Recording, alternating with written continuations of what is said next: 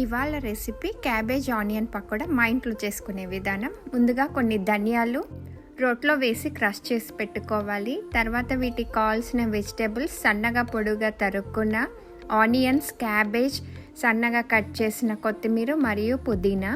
ఇప్పుడు ఇందులో సాల్ట్, ధనియాలు అలాగే అల్లం వెల్లుల్లి పేస్ట్ వేసేసుకొని ఇలా హ్యాండ్తో మొత్తం మిక్స్ చేయడం వల్ల వీటి నుండి వాటర్ రిలీజ్ అవుతుంది. తర్వాత ఇందులో క్రిస్పీనెస్ కోసం బియ్యం పిండి ఒక 2 టేబుల్ స్పూన్స్ అలాగే శనగపిండి వేసేసుకొని బాగా మిక్స్ చేసేసుకోవాలి.